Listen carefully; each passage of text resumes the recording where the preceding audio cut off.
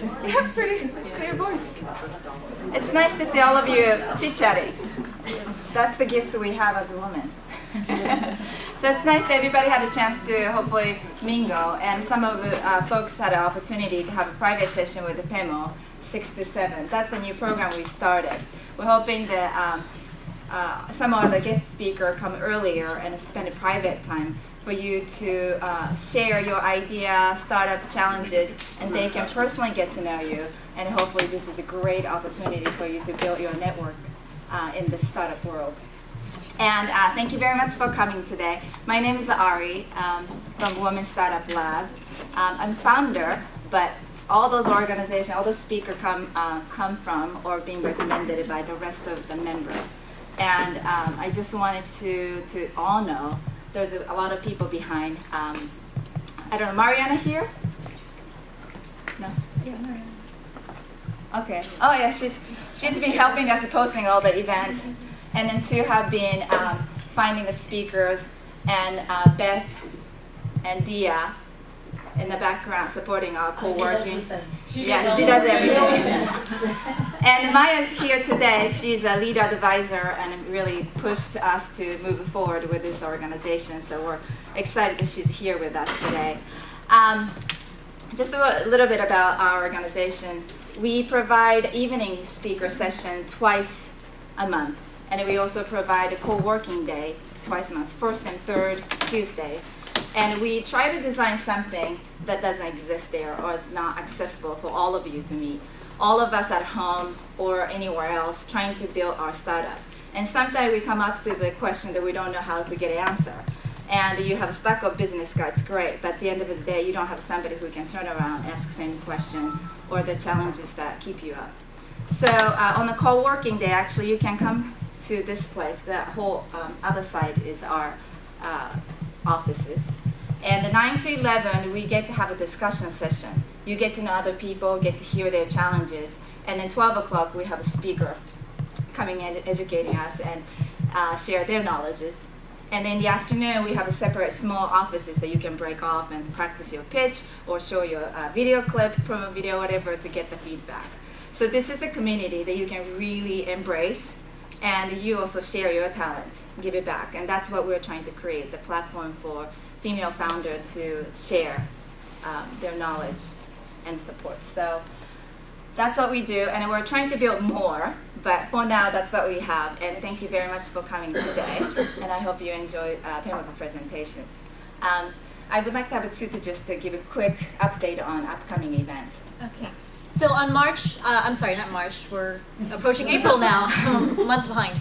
On April 9th, we're going to have a speaker come in. His name is Yukai Chow. You may not recognize the name, but you probably recognize the area, which is gamification.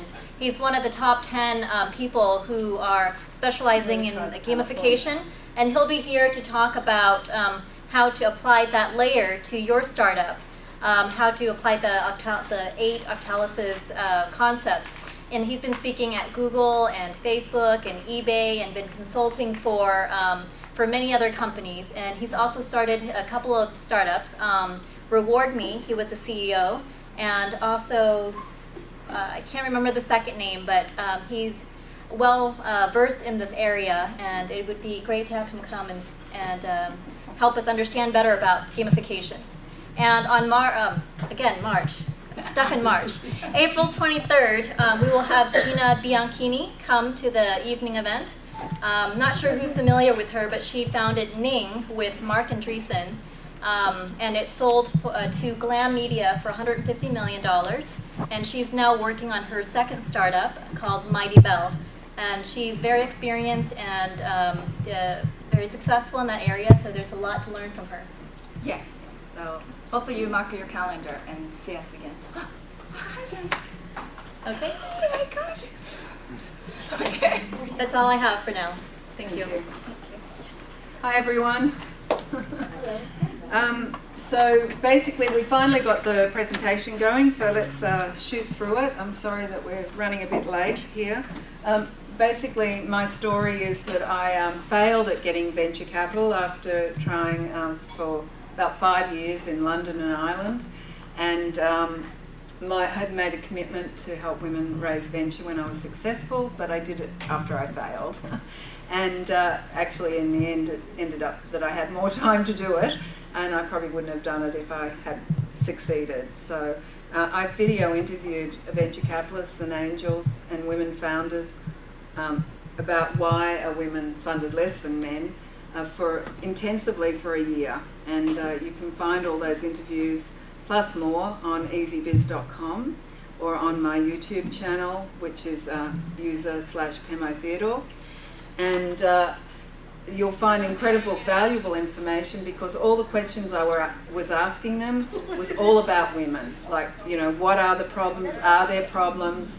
What should we do? You know, how can we beef up our act? All those sort of questions, and very helpful information. So the whole project was a crowdsourced conversation because I then summarised all of those interviews because I transcribed them all, and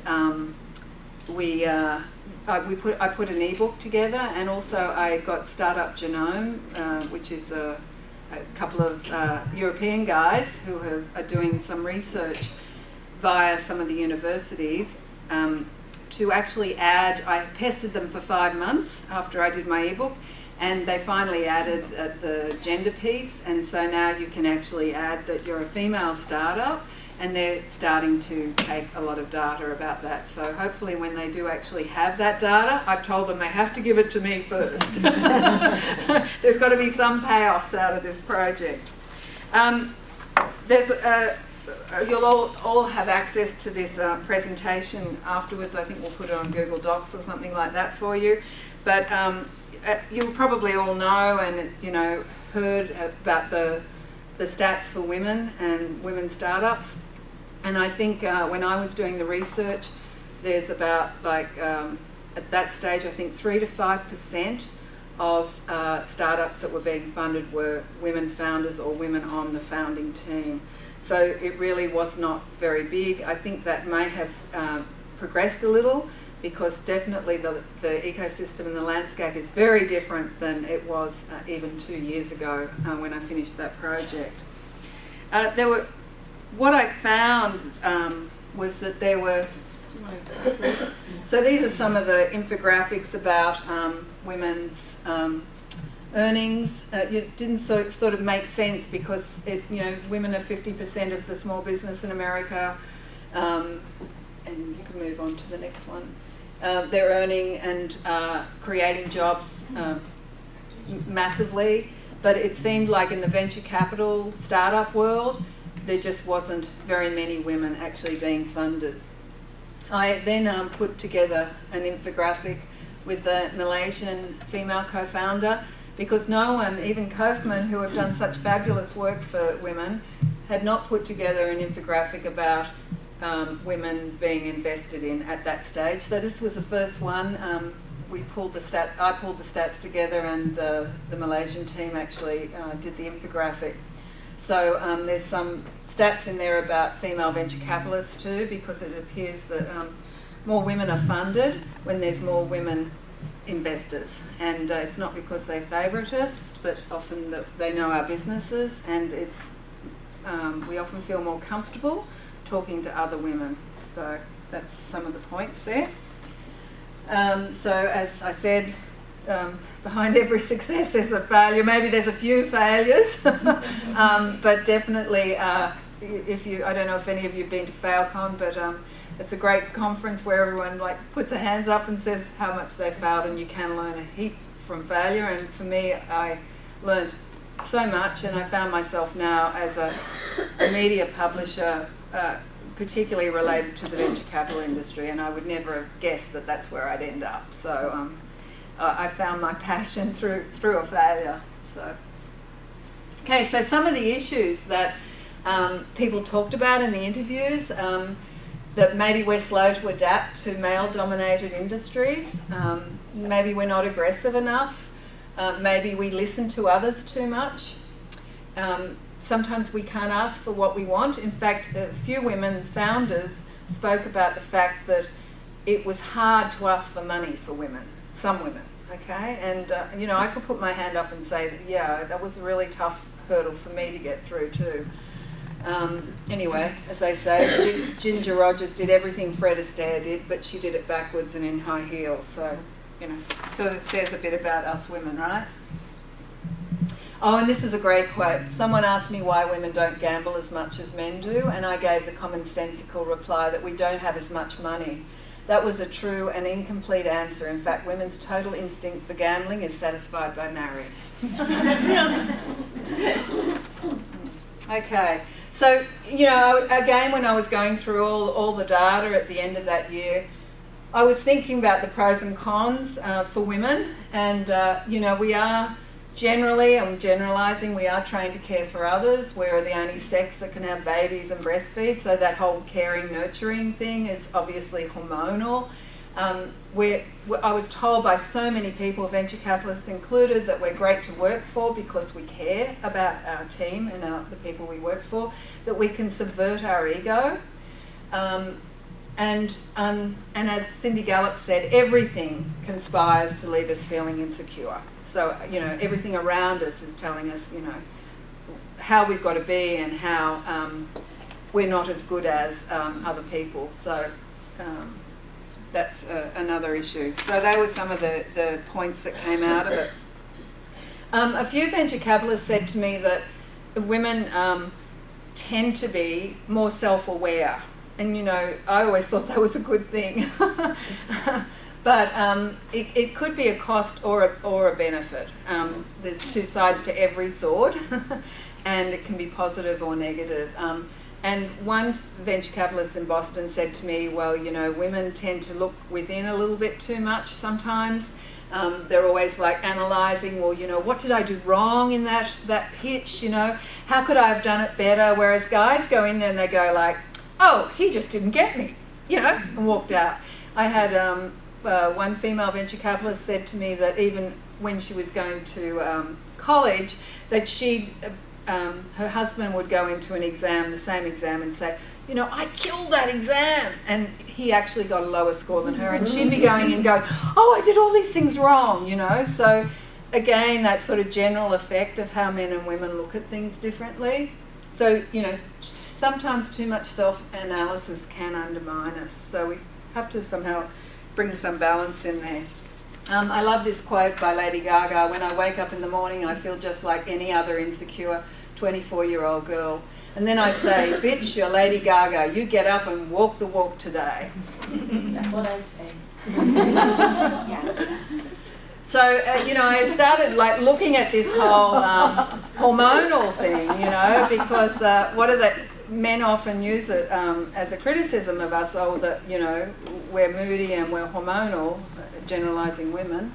And I was looking at, you know, testosterone, and obviously it builds up bone and muscle mass, but it also may build up a psychological thick skin. That's my question and my point, because what I was hearing was that men could take these knocks in ways that women couldn't. We often would take that personally. We'd often think we'd done something wrong in the pitch, rather than just being able to allow those interactions with investors to roll off us and go on to the next one.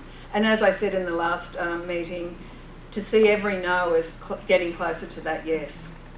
It's just a different way of being. So there's no reason why we can't have a little bit more of this and just have a bit of a tougher skin when we're going to get funded. So obviously estrogen is there for fertility and caring for babies. It also may support feminine intuition and sensitivity. And a few VCs said to me that the women in their investment team were the ones that often saw potential investments before the men at the table, and that they were intuitive. So I thought that was really interesting, that even investors sometimes see the value in that. In fact, they're in such a high-risk industry, and we're in such a high-risk industry as startups, right? That you can use that intuition, finely tune it, oh my God, you can win, you know? And so don't sort of feel bad about a quality that, you know, generally we may have in greater access than men. So some people said we should play like the boys. If we play like the boys and act like the boys, you know, then we'll win like the boys. However, one of the things all the investors said is you've got to be authentic. I'm not going to invest in someone who's like out of integrity. And I think that this really definitely doesn't work. I think if you feel nervous, better to go in and say, I'm feeling a bit nervous, but now I'm going to pitch to you. Better to be real and show your weaknesses than trying to hide them. One of the very favourite VC of mine in LA, Mark Suster, said, always speak about the elephant in the room before they ask. So if there's something like you've got a baby or you're pregnant, you know, I had women that I interviewed who were, you know, really fully pregnant, and of course the investors, you know, all that's what they're thinking about when they see you come into the room. So talk about that and your plans around whatever that elephant in the room is before they get to ask you. They'll have so much more respect for you. Okay, so this big issue of asking for money, I know it's crazy. That's actually what we're doing when we go for investment.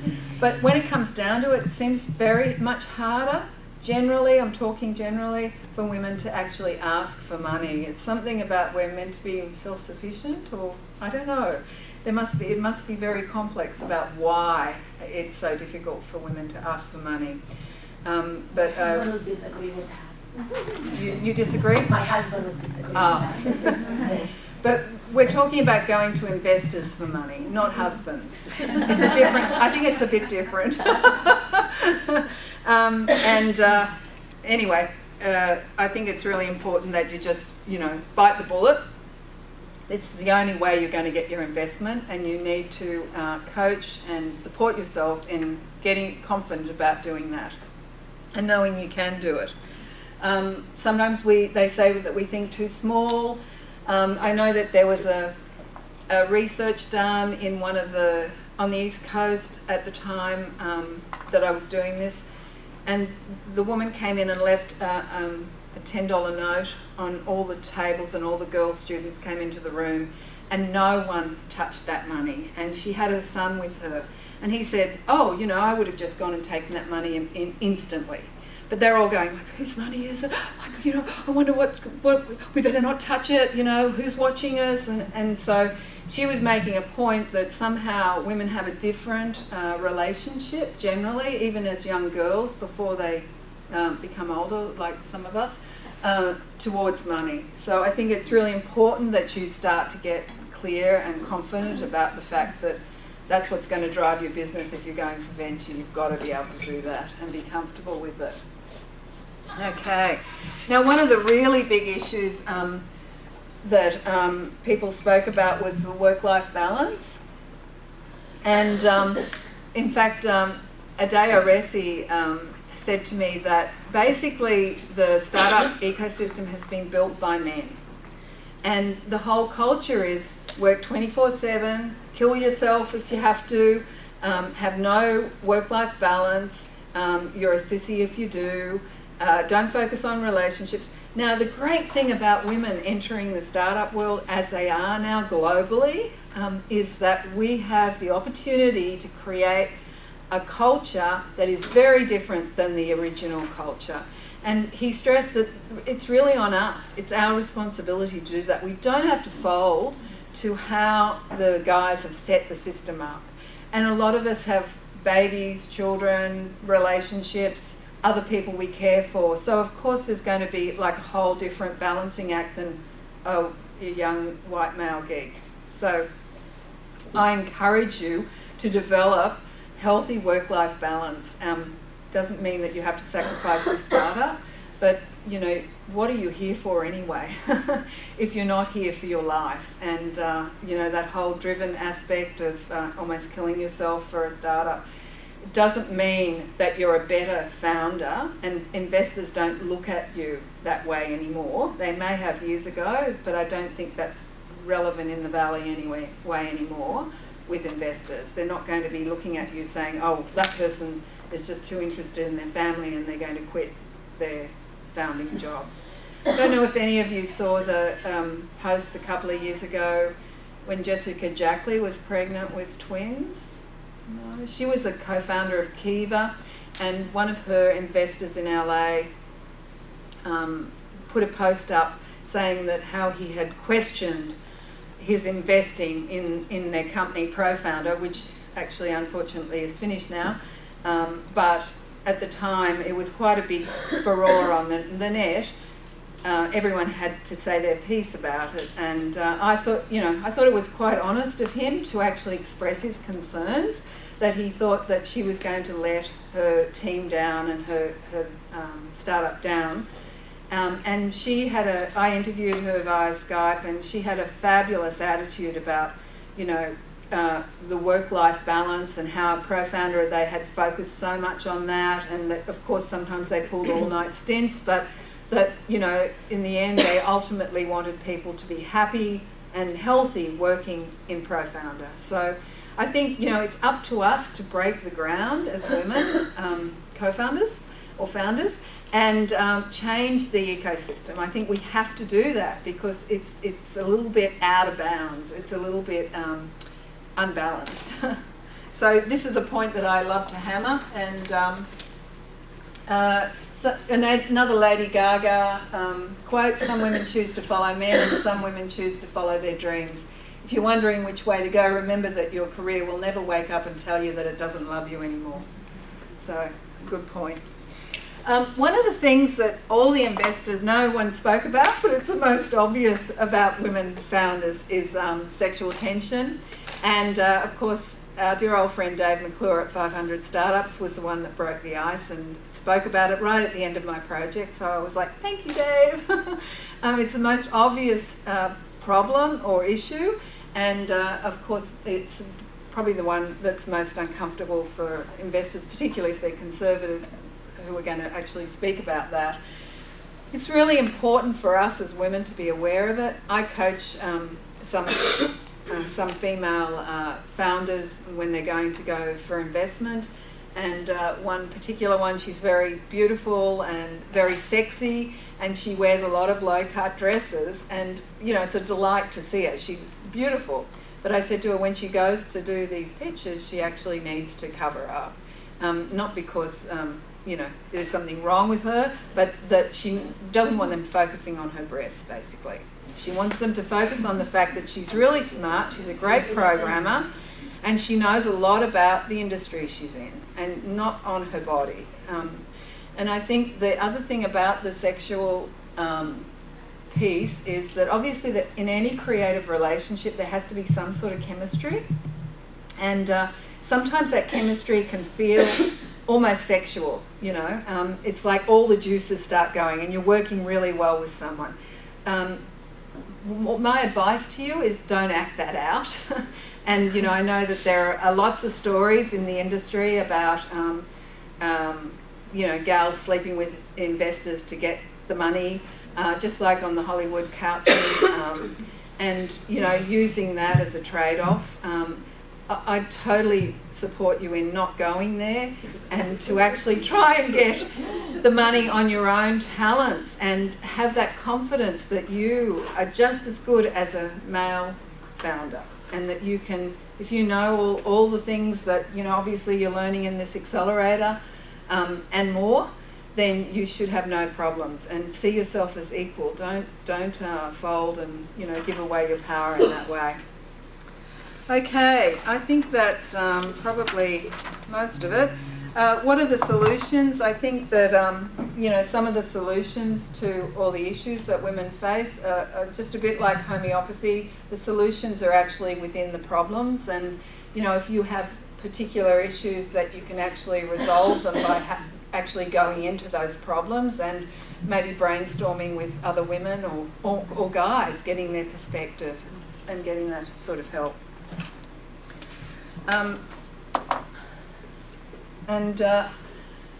Basically all the investors that I spoke to had really positive things to say about women founders, and in those days there was definitely gender bias in the Valley, and that was a couple of years ago. I don't think that's the truth anymore, and I think that we've really, I was one of the drips in the puddle that helped change that perspective just by bringing awareness through the interviews but I think we all can continue to do our bit individually and change that imbalance and the gender bias. So thank you all. Is there any questions? No? Actually, some people submitted questions. Okay. What the rest do you have? Those you can kind of get through. Okay.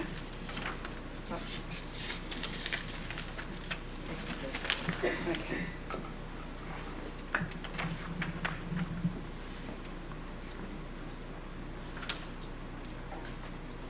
Oh, I think I answered Kaitia's question, yeah?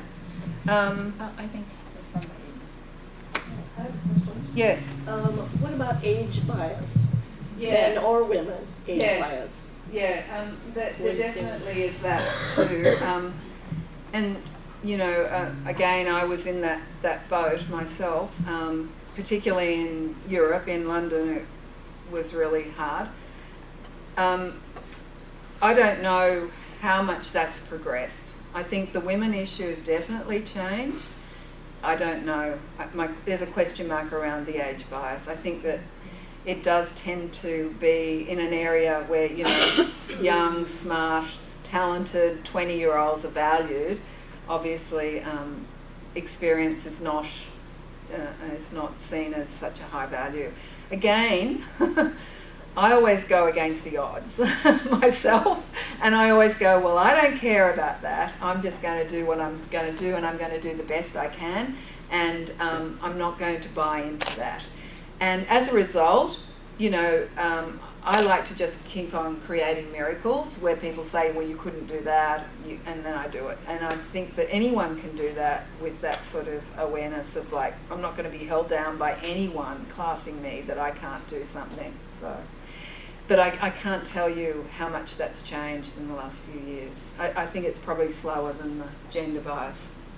You talked about the elephant in the room, and sometimes there's you haven't been a VP, you haven't been a CEO before. Do you address that, or is that okay? Is that an elephant or not? I'm not sure. I guess it depends on your team, and it depends on what you're, you know, what else you're offering to in that pitch to the VC. So yeah, there'd be a lot of dependence on that. If you feel that that's a weakness and that it's pulling you down, then I definitely talk about it. But generally, I wouldn't say that's a general issue. Being a first-time founder, I don't think that's going to be an issue. So I was at, this was a social function, and there's a person here who's a good friend, but he's also a pretty significant investor, venture investor. And he made a comment to me that really floored me. He said that he, in his firm, prefers to invest in women CEOs because they really, they have better returns, was the way he put it. So I wondered if you found anything like that. Yeah, I heard that a lot. Okay. In fact, one of the, I actually interviewed Jane, gosh, I've forgotten her last name, excuse me, who is the founder of Dermalogica. Interviewed her via Skype in LA, and she said that because they had just started a social non-profit organisation with Kiva, in conjunction with Kiva, to fund women entrepreneurs in third world countries. And she said that Kiva's data showed that women paid back 95% of the time all their debt. And in fact that women weren't about credit risk, but that somehow there's been a lot of bad press about women. Also, a lot of the VCs said to me that women often go into a pitch expecting to deliver everything they promise, whereas men actually have a whole different attitude about that, and could say, yeah, I can do that, yeah, I'll do this, and not as serious about it. So women may be more thoughtful and careful about what they're offering and delivering, but all the VCs said, if you're going for venture capital, then your business has got to scale, which means that you have to think big. and you can't be being too careful. So there's some, again, fine balance with that. But yeah, women they all tended to say this, that women tended to want to deliver and did deliver good returns. So I think there's a lot of data out there now too about So that. yeah, I was actually going to ask if there is data, because that would help build the case as well. Yes, yeah, I think the Kiva thing in third world countries would not be a good data point, because those are usually very small businesses yeah. that don't have the same risk profile as the kinds of businesses Yeah. we see. Yeah. I think there's a Kaufman Foundation does have data on that. Yes, It says I've that, seen something recently. Yeah. that women's businesses deliver, I want to say it's 20% higher returns for a third of the money that men use. But part of that is also on the return, is that we don't ask for a large enough valuation. So if they get us so cheap that the returns Yeah. are good for them, but it may not necessarily be good for us. Yeah, and so again, I think I was giving advice earlier about the confidence factor. It's really important to make sure that you're really confident about what you're doing and what you know, and that you feel okay within yourself, with integrity, about everything that you're asking for and everything that you want to do. But just stretching yourself a little bit. Not playing like the boys, but just stretching yourself a little bit so that you're still a woman, but you're going to do that. Sorry, TD, yeah. No, you're fine. I was just going to say that Vivek Wadhwa and Laura Wildman over at Stanford, she's a professor, they just did a really thorough study on women and their impact in corporate America, their impact in startup, and they have substantiated all of the claims that have been made here. Yeah, Vivek's I'm Vivek Wadhwa. In fact, if you go to vivekwadhwa.com, you'll see all the stats there. I'm not plugging him, I promise. It's just Some of you have attended a Women 2.0, and he was presenting there. and he's an incredible supporter of women. VIVEK And there's also a couple of interviews with him on my site. And Pemo, I'm just curious, would you suggest some of us who goes out to the pitch, instead of just start talking about us, your product and who you are, would it be valuable to start the conversation saying that there is a bias? I'm not saying you, investor, think that's a no. You just, how about sharing the data? Would that be ineffective? No. I wouldn't even bother going there. I think, there's those of us who've been doing this work, just rely on that as far as information and awareness, but you don't need to go in there and Educating them with the not at number. all, not at all. In fact, I think you'll put them offside probably if turn you them do off. that. I think also that it isn't the case so much anymore, and so it's better to go in with a positive and hopeful attitude. And as I said earlier, if they say no, then just see that as you're getting closer to that yes. Also research the venture capitalists. Do due diligence on the venture capitalists and make sure that you know that could be a good match for you. I went through video because I thought that really humanises investors. And I said to Jason Mendelson in Colorado, I said, I think my mission is to humanise investors. He said, good luck with that one. But, for me, being stuck over in London, I was like, if I could have seen 8 years ago when I was doing that, videos and actually seeing them as humans and to hear what they thought about women, it would have made such a difference to me. So, I think that's, you're basically dealing with other humans on the other side of the table. And it's good to understand that. Could you talk a little bit about alternative forms of funding besides the venture capital world? I know there's crowdfunding. What about finding your own maybe corporate investors and rewarding them with some kind of ownership in the company? I'm going to put my hand up. I'm not an expert on other types of funding. In fact, I don't even consider myself such an expert on angel investment. It really has been venture capital that I've focused on and have been passionate about. There are other forms like venture debt, and I know I interviewed Scott here in the Valley, and there's an interview on my site with him, and that's basically where you take out a debt that's taken when you get the actual venture. But there's pros and cons to that as well, and some investors don't like to be paying off debt. So you know, you've got to work out some sort of fine balance. Crowdfunding, I did my own crowdfunding campaign before I finished that project because I lost a whole external hard drive of videos, and you can't replace them. You can't go and plead with them to do the interviews again. So I was trying to raise money to reclaim the hard drive, and I found it it's intensive. And my advice to anyone that's going to do a crowdfunding campaign is you need to set aside that time. Like I know on Indiegogo, I think it's 3 months. And you have to be posting every day. You have to be building up your audience. It's such hard work, really hard work. Unless you've got some sort of viral product that just runs by itself. The reality is if you don't, like the people that actually are on that site every day with new videos each day, they're the ones that tend to do well in the crowdfunding. It's a lot of hard work and it's hard to do it by yourself. Along the same lines, could you address seed funding in general, like before you're ready for a venture capitalist, whether it's friends and family or an angel or a quote seed or whatever that means, to get to the everything that happens before financially before you get to venture capital? And when you say could I address, what do you want to know?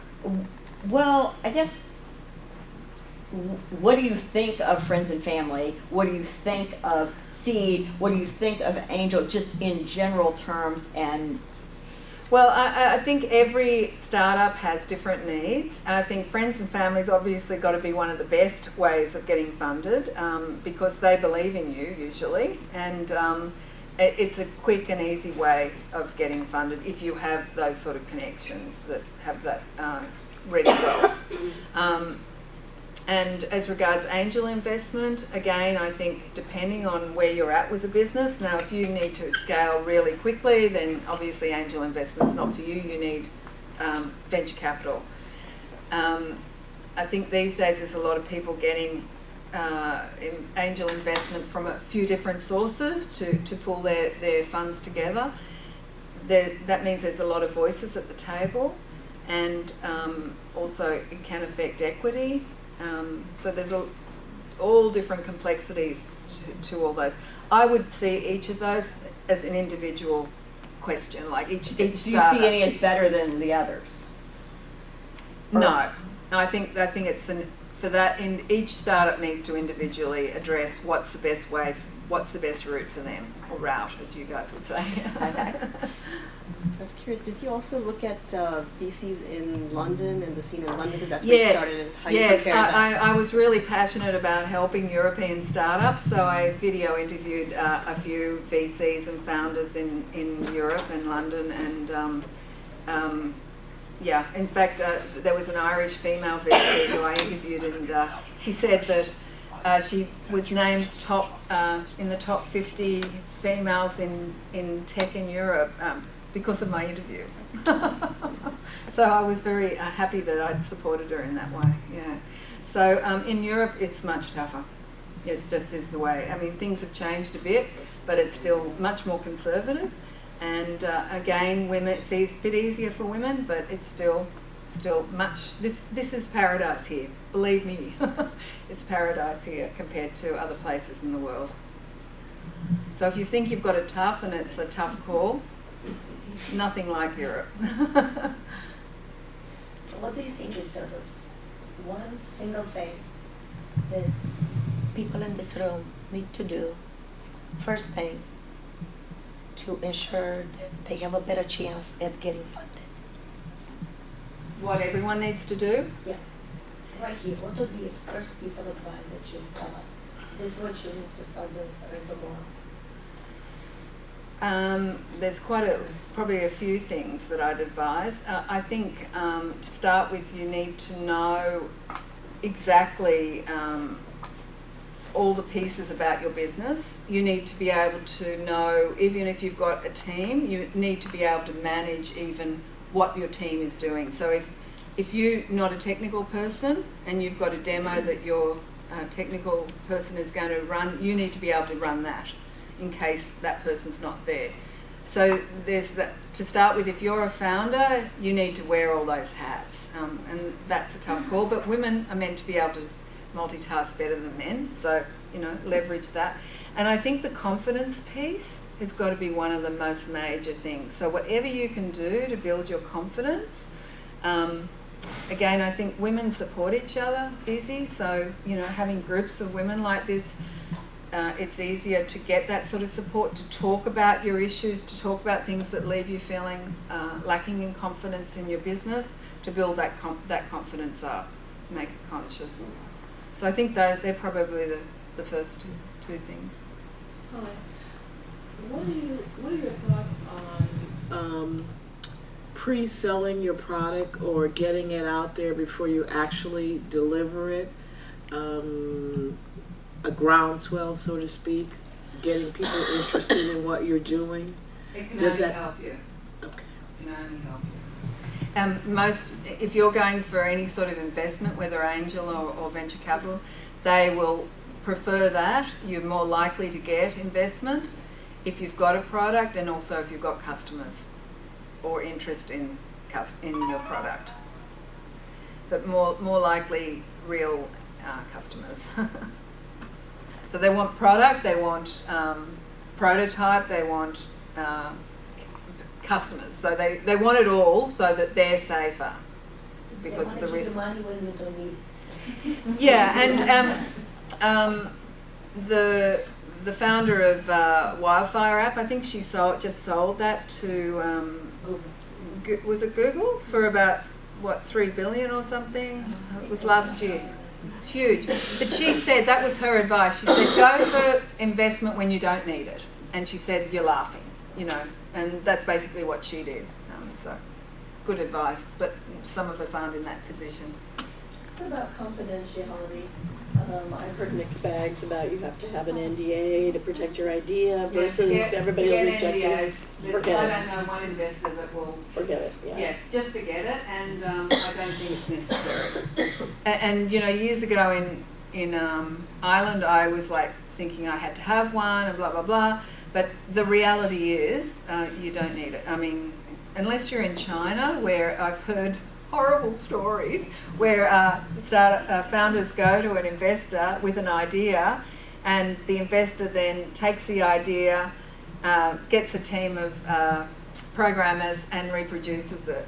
So I think China's a different situation because they're into the copy thing, and there isn't as much moral codes about things like that. But here, no problems. I wouldn't even be thinking about that. Yeah. There's no incentive for a VC to share because that would ruin their reputation. So it's kind of, I think, it's an old problem. I don't think it's an issue now.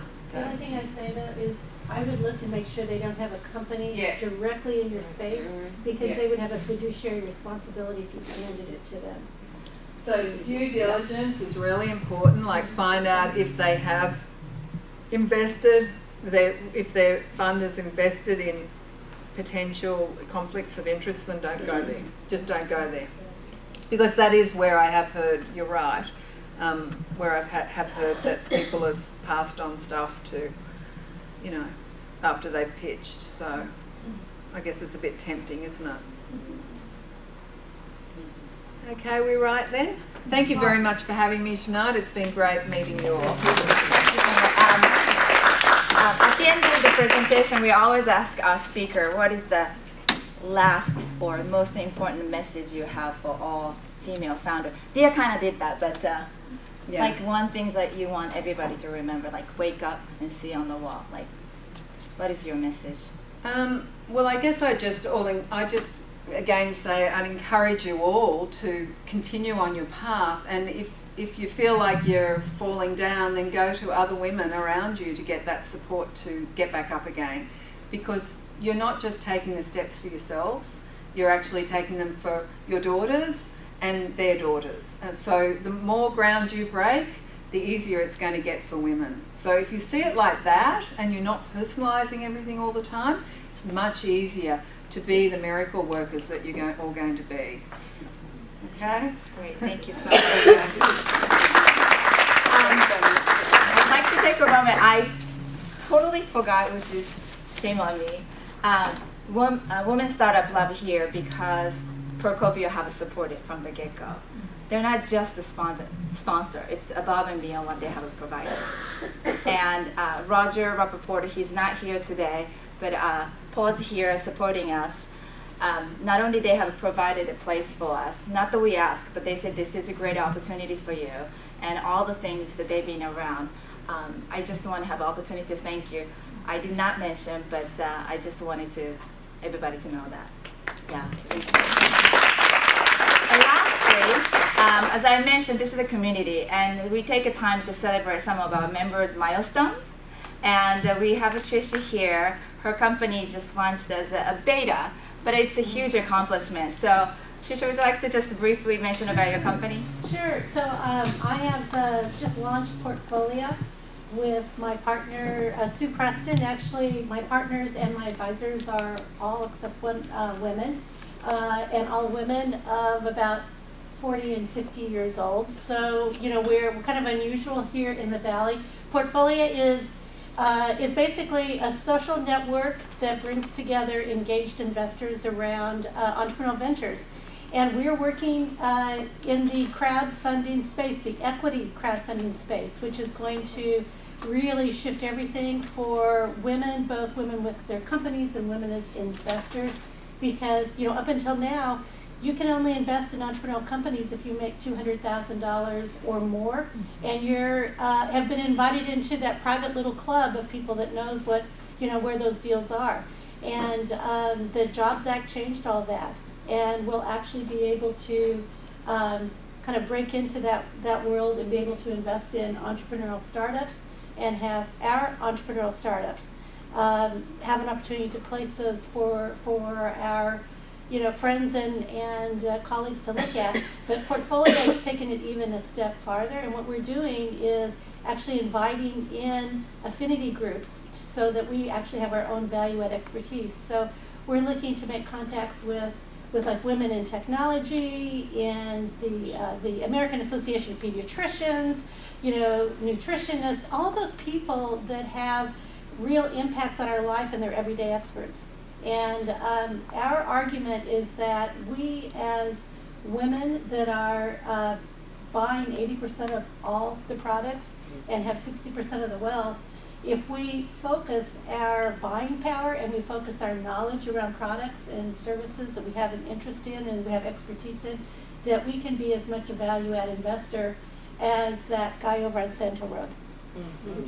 So watch for it. We're in alpha testing right now internally because, you know, being that we're, you know, it is an exchange of money. We want to make sure that's completely tested. But I'm going to be here with Ari over, you know, the next few months, and she's pulled me in for advice. I come from Kaufman where I did all the women's, you know, entrepreneurship pieces. So I'm happy to help. But hopefully in a couple of months I'll be able to provide an opportunity for you all to test the product in the beta.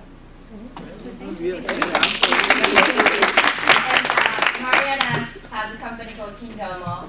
After hours and hours of staying up late night, she just launched. So yeah, I'm fighting the battle of every entrepreneur from the trenches, try to release it. And my business partner is in Italy. We developed a product for grandparents and families that live apart and want to read books to children. He's currently at the biggest book fair in the world in Bologna, and I'm dialing in every morning at 4 a.m. to be grandma from the West Coast.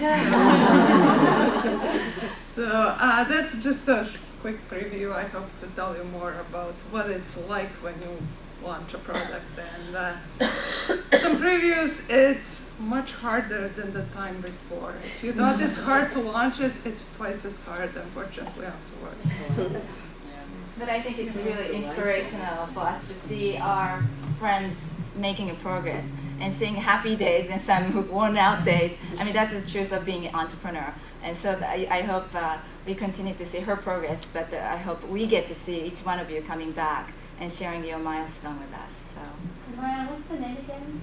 The name of the company is Kindoma, and it stands for Kind, Child, and Oma Grandma. Nice. So we embedded what we believe in into the company name, actually. Help us around these. Yeah. So. And in the future, any one of you has all those milestones, please feel free to send me email, and so we get to share your milestone as a team, as a group, as a community. So thank you very much for your time today. I hope to see you again.